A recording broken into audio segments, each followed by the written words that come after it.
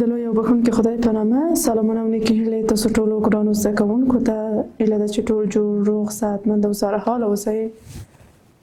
بیا هم زه نن ستاسو لوست پر مخ بیایم. موږ د دې نه مخکې 2 درسي ساعتونه تاسو سره درلودلي او د حمد لغوي معنا وه او دویم درسي ساعت زموږ چې و د همدې حمد یا د همدې شعر معنا وه.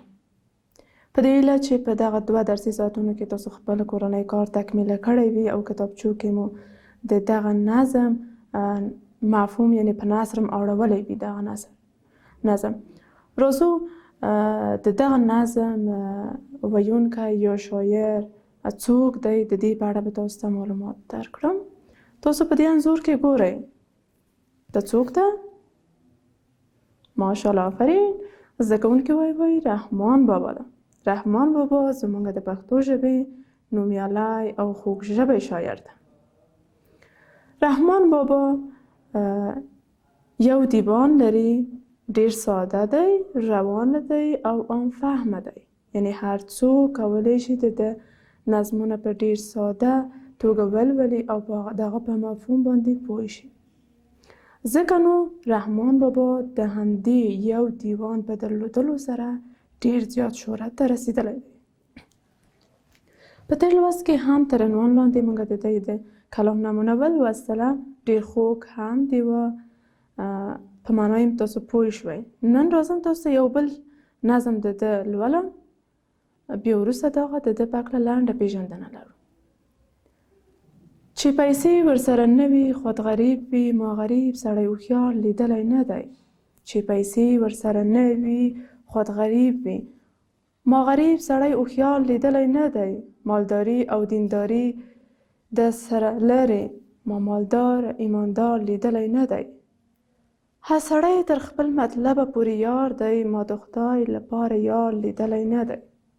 ګورئ څومره خوږ کلام دی او څومره عام فهمه دی. ډیر ساده الفاظو کې څومره ښایسته موضوعات ویلي دي. یعنې د دې اکثره اشعار د پند او نصیحت په هکله دي. شعر نه واضح تاسو ته معلومیږي چې نظم ډیر ساده دی، خوږ دی او عام فهمه دی. دا د رحمان بابا د کلام نمونه. راځو د ده لنډه پیژندنه تاسو ته وایم. ستاسو ټولو کتابونو کې شته، کتابونه هم راوباسئ، زما درس ما سره تعقیب کړئ. حمد موږ تېرې ورځې ولوستو، د مخه هم ولوستو، معنا هم کړو، انشاءالله ستاسو زده شوی دی. راځو دلته ګورو. دلته حمد د رحمان بابا دی او د رحمان بابا پیژندنه ستاسو په کتابونو کې چې ده همدغه تاسو ته وایم، ځکه چې تاسو ته بیا درس زیاتیږي. رحمان بابا د پښتو ژبې شاعر دی. رحمان بابا د پښتو ژبې شاعر دی. د پېښور ښار په بهادر کلي کې په 1018 هجري قمري کال کې زیږېدلی او په 1128 هجري قمري کال کې وفات شوی دی. رحمان بابا د پښتو ژبې خوږ ژبی شاعر دی. په بهادر کلي کې زیږېدلی دی په 1108 کال کې.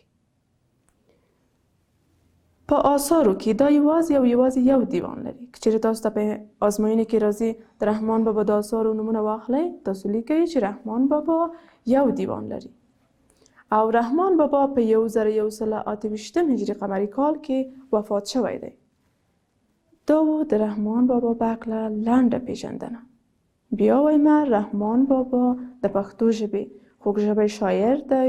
په 1108 هجري قمري کال کې زیږېدلی او په 1128 هجري قمري کال کې وفات شوی دی. دا و د رحمان بابا په اړه لنډه پیژندنه چې انشاءالله تاسو زده کړې وي. د دې لپاره چې موږ د خپل د اهدافو ته د رسیدو او د خپل د راتلونکي په هکله سم سوچ وکړو او څه ډول پریکړه وکړو د خپل د راتلونکي لپاره، تاسو ته مې یوه لنډه قیصه راخیستې ده، هغه تاسو سره یو ځای لولمه. تاسو ورته غوږ شئ او د هغه په مفهوم باندې تاسو فکر وکړئ چې آیا انسان څه ډول باید د خپل ژوند پر مخ بوځي.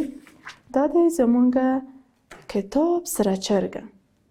دلته تاسو ته دا کتاب لولم. ګورئ تاسو په انځور کې سره چرګه ده او غنم دي ورسره. تاسو ته یې لولم، دقت وکړئ. یوه ورځ یوه ښکلې سرې چرګې وویل: وګورئ له ما سره د غنمو دانې دي. څوک د دې په لرلو کې له ما سره مرسته کوي؟ ګورو چې څوک څه کوي او د خپل راتلونکي په اړه.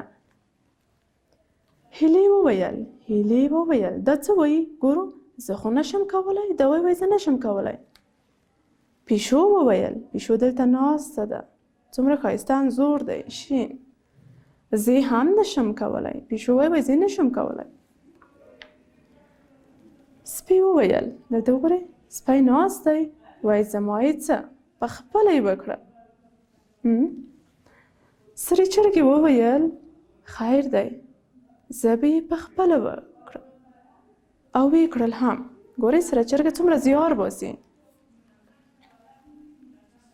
لو ګډ شو او سرې چرګې وویل: څوک به د غنمو په ریبلو کې له ما سره مرسته وکړي؟ ګورئ ټول ویده دي، ټول په خوب کې دي او ګوري چې سره چرګه څه کوي. دا وایي ما ته خوب راځي. هیلۍ وایي زما نه دی زده. پیشو وایي زه نشم کولی. سرې چرګې وویل: خیر دی، زه به یې په خپله وریبم. دا کار هم یوازې کوي. او ویې ریبل. بله ورځ سرې چرګې غږ وکړ. سرې چرګې غږ کوي: څوک به د درمنو په غوبل کې له ما سره مرسته وکړي؟ سره چرګه وایي څوک ما سره مرسته کوي؟ بیا ګورئ دوی ناست دي په خپل ځایو کې. دا خو زما کار نه ده. هیلۍ وایي زه ستړی یم. سپی وایي زه نور کارونه لرم. پیشو وایي. سره چرګې په خپله درمن، غوبل او غنم یې باد کړل. وګورئ دا په خپله زحمت باسي. ګورو چې د دې زیار په کاږلو باندې دا څه لاسته راوړي. کله چې ژرنده د سرې چرګې په وار وه، هغې وویل: څوک ژرندې ته د غنمو په وړلو کې را سره مرسته کوي؟ ګورو بیا څوک ورسره مرسته کوي. زه وږی یم. زه ناروغه یم. هیلۍ وایي زه چیرته تلونکې یم. یعنې دوی د خپله کارونه په خپله نه کوي. ګورو چې د دوی راتلونکی به څه ډول وي. خیر دی، زه به یې په خپله یوسم. بیا هم دی په خپله یوسي. بیا سرې چرګې غږ وکړ: څوک به را سره مرسته وکړي چې ډوډۍ پخه کړو؟ ګورو چې څوک ورسره مرسته کوي. ګورئ دلته تنور دی. سره چرګه اوړه ورسره دي او ډوډۍ پخوي.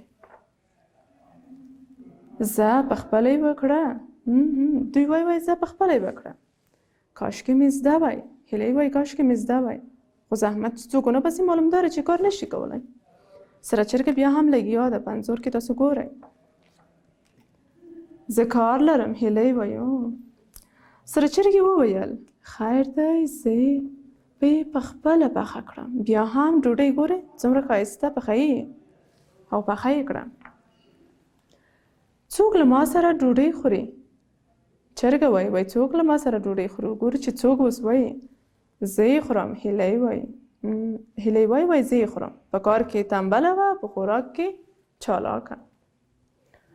زه هم وږی یم. سپی وایي زه هم وږی یم. ګورئ په انځور کې کار کې هیڅوک نه راتلل، په خوراک کې ټول روان دي. زه به هم مرسته وکړم.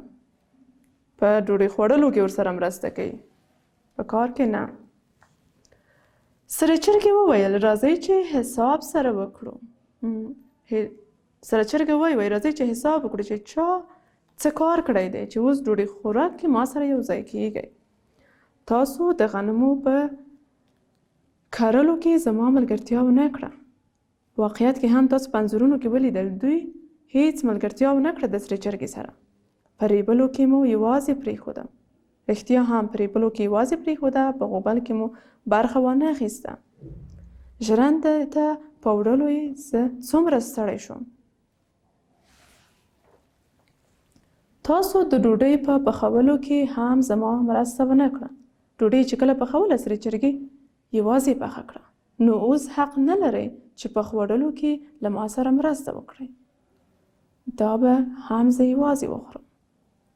ګورئ سره چرګې زحمت وایسته، کار یې وکړ او ډوډۍ یې پخه کړه. بیا هغه څه لاسته راوړل؟ ډوډۍ. آفرین ماشومانو، که تاسو هم خپل لوستونه سم ولولئ، کورنۍ کار وکړئ، انشاءالله وروسته له رخصتیو څخه تاسو څه لاسته راوړئ؟ بریالیتوب. ماشاءالله کورنۍ دنده همداسې پر مخ بوځئ لکه سرې چرګې په شان. تاسو هم زحمت وباسئ، خپل درسونو کې کورنۍ کار سم وکړئ، خپله مور و پلار درناوی وکړئ، کوم الفاظ چې هغه وایي، کوم خبرې چې تاسو ته کوي نصیحت کوي هغه ته پام وکړئ. انشاءالله چې تاسو هم همداسې بریالي اوسئ. دا اوس زموږ د نن ورځې لوست. الله مو مل شه. خدای په امان. ښه ورځ ستاسو د بریالیتوب په هیله.